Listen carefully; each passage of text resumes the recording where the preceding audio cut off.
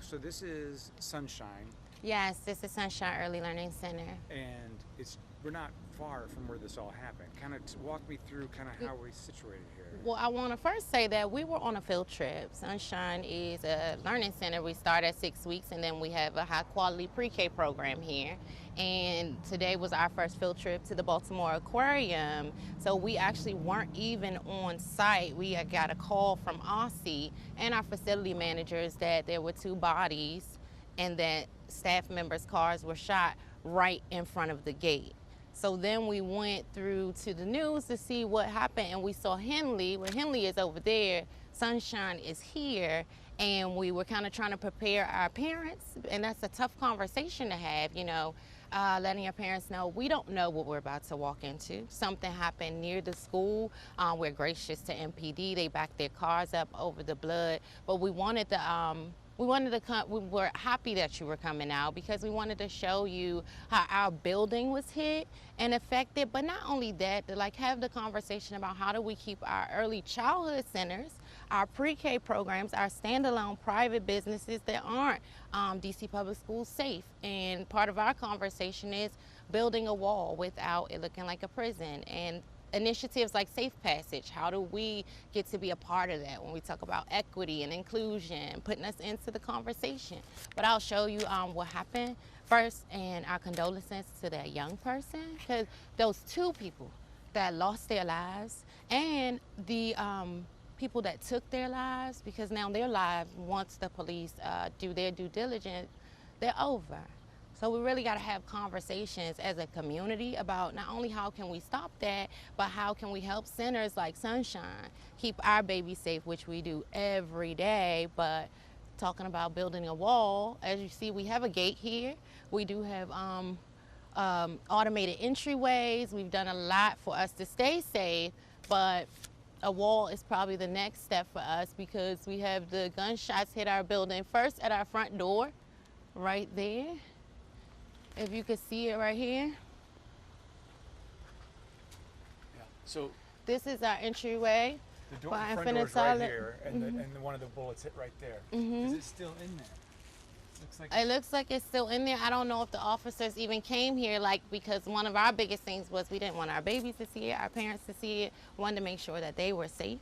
So we got off down the street, and now we're coming here kind of trying to figure it out ourselves. But from just a bird's eye view, this is what we saw here.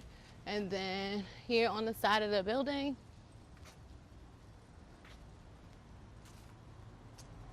here, and right in our signs. So how many shots are we talking about here? 4 or so? 1, 2, 3, 4, maybe 5 shots, and then 2 in the vehicle over there. How you feeling?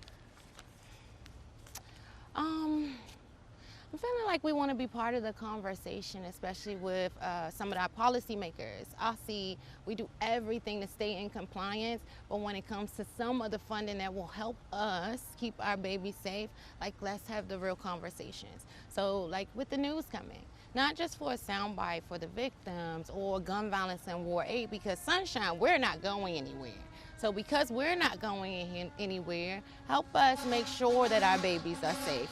Give us some of not just the funding, but the visibility, the opportunities that we kept saying, thank God we did this trip, because for the aquarium it cost us $8,000, and we kept thinking, can we afford to do it? But it's the first trip, it's important, the parents will be able to come, and we went ahead with it. And had we not been, we could have been outside.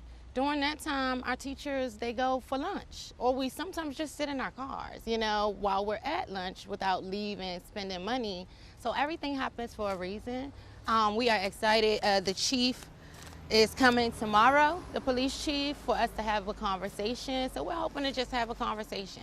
And even for some of these young people, giving them a little more to do. There's not as many Boys and Girls Clubs, the rec centers. Here at Sunshine, we have a post-secondary class. We work with Career Connections. We work with the United Planet Office for the foster grandparent program. So we're doing everything to take that intergenerational approach. We're just saying, hey, see us. So when I'm talking to my parents about what their babies may or may not see when we come back from a bus, I want us to be seen and not Henley Elementary School. This happened here where no Sunshine families. We had 110 families that we had to have a conversation with. Whether they went on the trip or not, it's our duty to send you an email and say, hey, this happened. As an assurance, you are safe. We look forward to seeing you Monday. So the attention goes to the public school, and then you guys are right across the street, like you said, kind of feeling left out. Left out of the conversation. We have a high benchmark for our licensing and our compliance internally, but then we don't get that same attention for external factors. And it's important for us.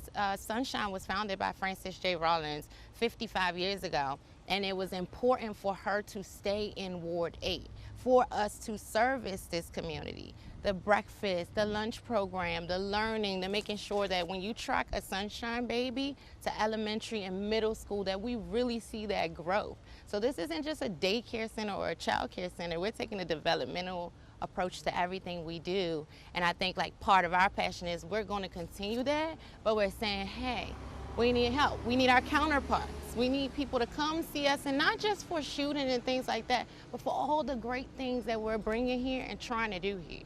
That's it. We're licensed for 200 children. That's one of the largest child care facilities in the District of Columbia.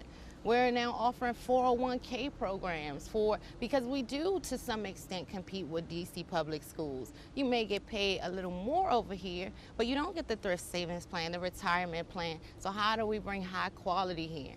And we're doing everything, right? And we see the results of that, high quality programs. But at the same time, that external factor is where you need help. It's not cheap to buy a wall. It was a big deal when we got the automated everything. You know, teachers felt safe. Retention was up and things like that. So I think that was the biggest part of when we saw that. And then the headlines, oh, at Henley Elementary, it was like, no, it's us that have to communicate with our families. And Henley is a great partner of ours because some of our staff, children go there. So it's not pitting against, it's just saying, don't leave us out the conversation. Both and. Mm-hmm. Not and or, you know? So, yeah. Oh gosh, I just can't imagine first of all, the kids are lucky to have you. I'm really glad you were not here. But that you said some things that just are heartbreaking. You know, you're talking about they had to block the blood so the kids didn't see it. Mm-hmm. We got a bullet hole by the front door, and then you're talking about a wall around a daycare center. I mean, that's heavy stuff. Yeah, but no, glass half full. We're gonna do a wall with a green space going around it. There's gonna be a mural. I mean, we really thought this out because we have to protect our babies. But like I said, we don't want it to be a prison. So it's gonna be a beautiful wall. Huh. Tasha, what else? I've kept you waiting today, so I want to be respectful of your time. Is there anything else you want people to know? I think that's all. Come back to see us.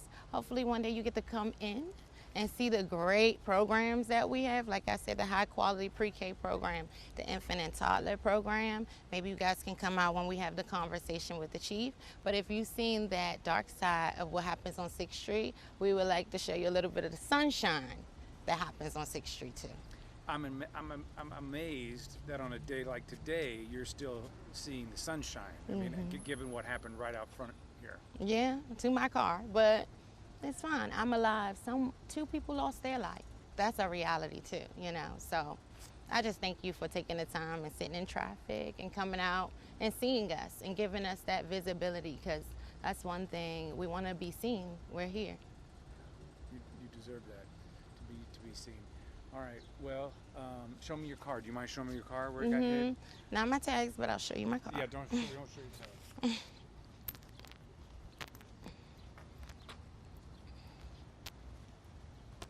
The police are still here, I see. And that's one bullet there. And then what we got here? And then my car is kind of a mess, but I went straight through right here to my car. So This is terrifying.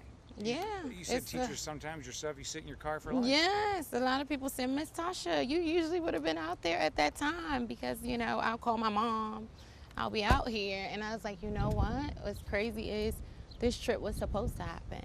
We might not have seen it at the time, but it was supposed to happen because even if we were safely inside that building, we have our emergency response plan. It would have been locked down, going through all over the speakers. And that's a form of trauma too, to say, hold on, pause, sit still, do everything we showed you. It's code red, it's code orange.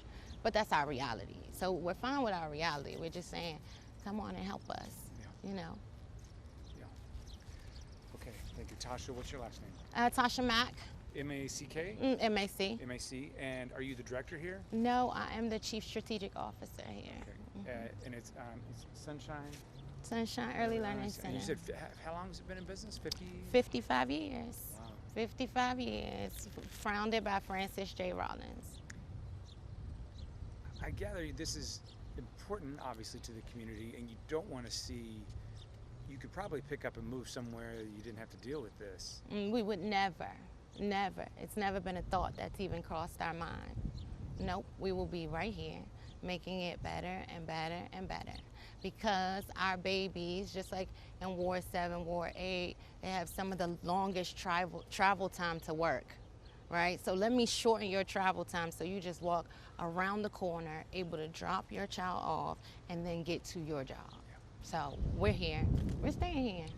Thank you for all you do. Thank you. Thank you. It's a pleasure. Pleasure to meet you too. Absolute pleasure.